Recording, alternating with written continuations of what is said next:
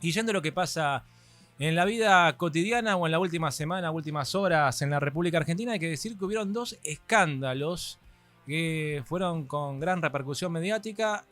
El primer lugar fue lo que se filtró, según el periodista Santiago O'Donnell, respecto de la injerencia rusa en algunos medios de prensa y periodistas no alineados al gobierno, más críticos del gobierno, medios que fueron financiados o presuntamente financiados, todavía no está corroborado el 100%, pero son filtraciones que se han dado a conocer a través de algunos periodistas, mostrando cómo se pagaba artículos periodísticos en distintos medios de comunicación, en distintos medios de prensa, para pegarle al gobierno por distintos asuntos. Ejemplo, el posicionamiento político de Javier Milei en la guerra Rusia y Ucrania, el alineamiento geopolítico de Argentina con Estados Unidos.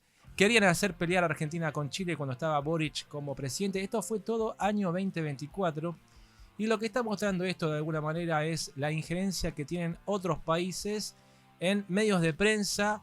Y también, ¿por qué no podríamos abrir el signo de pregunta? Opositores también. Esto no es nuevo, no es ninguna novedad. Todos sabemos que hay periodistas ensobrados, lo dice el mismo gobierno, que hay periodistas que reciben algún tipo de sobre a cambio de modificar o direccionar su opinión, su editorial para cierto lado.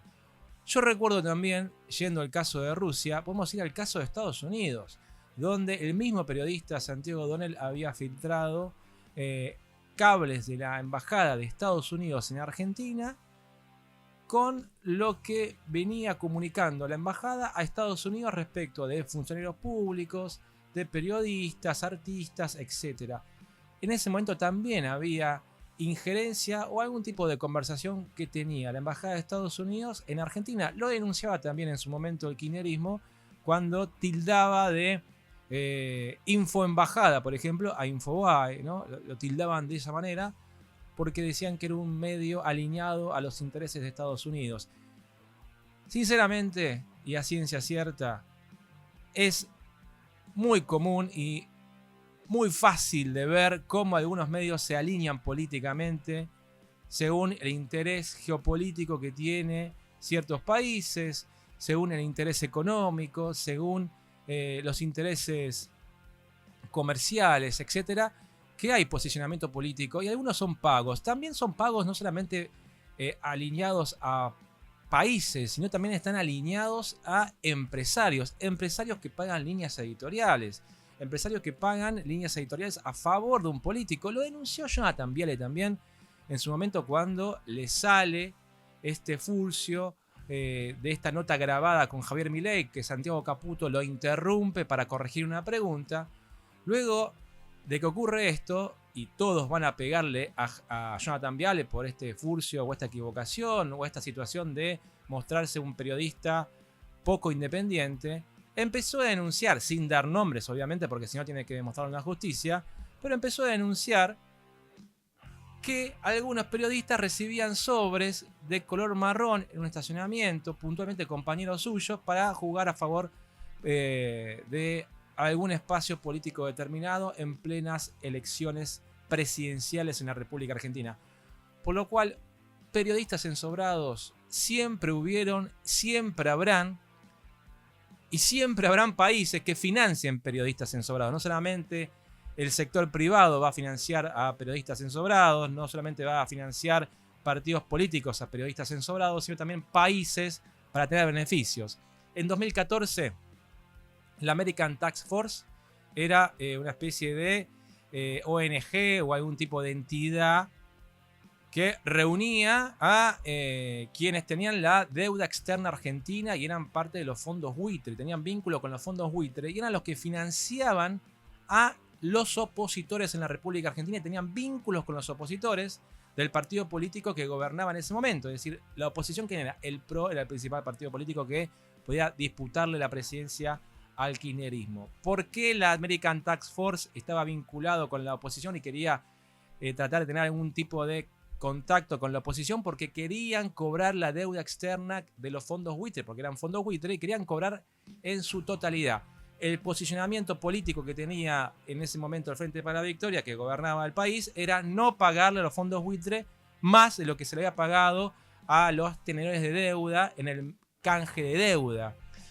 Y por eso es que había un sector de la oposición y también sectores de prensa que estaban vinculados a esta American Task Force, donde tenían relacionamiento desde Brasil, que tenían relaciones y vínculos, se reunían y demás, para tratar de alinear políticas, alinear discursos, alinear distintas formas para poder criticar y cuestionar y atacar al gobierno de turno.